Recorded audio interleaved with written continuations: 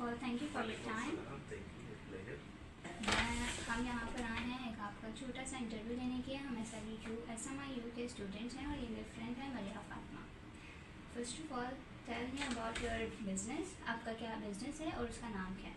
नाम मैं उस्मान कलर, मेरी कंपनी का नाम है होल्डिंग और टिम्बर मार्केट में ऑफिस है हमारा, यहीं वेयर हाउसिंग है।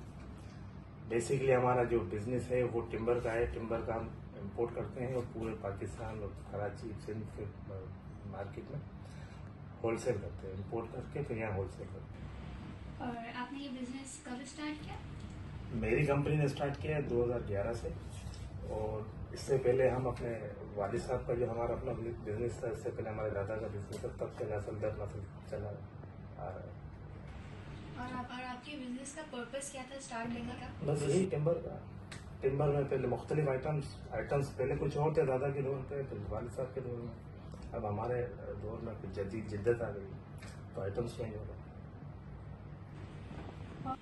और आपने जब स्टार्ट किया था जब ये बिजनेस, तो आपने क्या चैलेंजेस और प्रॉब्लम्स फेस किए थे? चैलेंजेस तो होते हैं, कभी मार्केट, पाकिस्तान की मार्केट आपको पता है कि जैसे अप एंड डाउन चलती रहती है, तो हर दौर में चैलेंजेस का सामना तो करना पड़ता है बिजनेस में, एज अ बिजनेस में। बट कोई ऐसी प्रॉब्लम जो आपको अभी तक याद हो?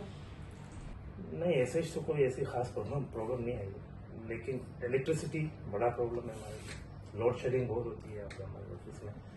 अब 8 घंटे का टाइमिंग है, उसमें हमें सिर्फ 4 से 5 घंटे मिलती हैं, बाकी हम अपना जो है जो बैकअप हमारा सोलर सिस्टम होता है या जनरेटर से बिजली देते हैं। ये एक बड़ा इशू है हमारा। आप अपने बिजनेस के जो भी कॉम्पिटिशन आपको आते हैं मार्केट्स में, उनको कैसे मैनेज करते हैं? कंपटीशन देखें, हेल्दी कंपटीशन तो जरूरी है बिजनेस के अंदर, इससे आप ग्रो करते हैं। कंपटीशन नहीं होता तो आप ग्रो नहीं कर पाते। आप नई से नई चीज सीखते हैं। Competition is a good thing for the business. वो सब आप मैनेज कैसे मैनेज कर लेते हैं, कोई इशू नहीं। हम मिनिमम रेट्स पे आ जाते हैं, मिनिमम प्रॉफिट्स पे आ जाते हैं, तो मैनेज भी हो जाता है और मार्केट भी अपनी जगह रहती है, कस्टमर भी अपनी जगह रहती है। और आप नए कॉम्पिटिटर्स को कैसे हैंडल करते हैं जो मार्केट में नए आते हैं? इजी है, कोई वो नहीं, क्योंकि हम बहुत पुराने हो चुके हैं तो हमें इतना ज्यादा डिफिकल्ट नहीं लगता वो उनको हैंडल करना, हमें टैकल करना। एक्सपीरियंस, अपने एक्सपीरियंस बेस पे हम कर लेते हैं। और आपका वो कौन सा ऐसा डिसीजन था जिसने आपके बिजनेस को जल्दी से जल्दी बूस्ट किया, उसको ज्यादा बढ़ाया? कोई एक टाइम जो डायरेक्ट मतलब उसके लिए अच्छा था वो डिसीजन अल्हम्दुलिल्लाह हम पहले लोकल काम करते थे ज्यादा, हम फिर जब इम्पोर्ट की तरफ आए उसमें जिद्दत पैदा की और जिद्दत आई, न्यू आइटम्स ऐड हुए हमारे बिजनेस के अंदर, तो ये एक बेहतर और बहुत अच्छा, मतलब one of the best decision for us to take that action. तो इम्पोर्ट की तरफ जो है ये बेहतर डिसीजन था हमारा। और अगर अभी आप कोई एम्प्लॉय अपना हायर करें तो उसके अंदर कौन सी क्वालिटीज ऐसी होंगी जो आप उसको देखेंगे, हाँ ये होना चाहिए मेरे एक एम्प्लॉय के अंदर? एम्प्लॉय के लिए तो एम्प्लॉय तो पिलर का काम करता है ना किसी भी बिजनेस के लिए या बिजनेसमैन ओनर के लिए। अब जब तक वो कैपेबल ना हो कि वो किस जगह या किस फील्ड में जाके अपना काम सर अंजाम दे सकता है, जब तक वो मजबूत नहीं होगा तो कंपनी मजबूत नहीं होगी। तो जैसे आप अगर उसे हायर कर रहे हैं तो आपकी वो कौन सी क्वालिटीज होंगी जो आप उसमें पहले देखेंगे कि उनको किस बेस के बाद आया कि वो डिपार्टमेंट कौन सा चाहते हैं। हम फाइनेंस का डिपार्टमेंट हो या फैक्ट्री का या मैनेजर पार्टनर हो, मतलब मैनेजर के लिए हो, या जो डिलीवरी होती है डिलीवरीज के लिए, मतलब हर एक डिपार्टमेंट अलग अलग है, तो वो जिस डिपार्टमेंट में सूट करेगा हम उसको वहाँ फिट करेंगे।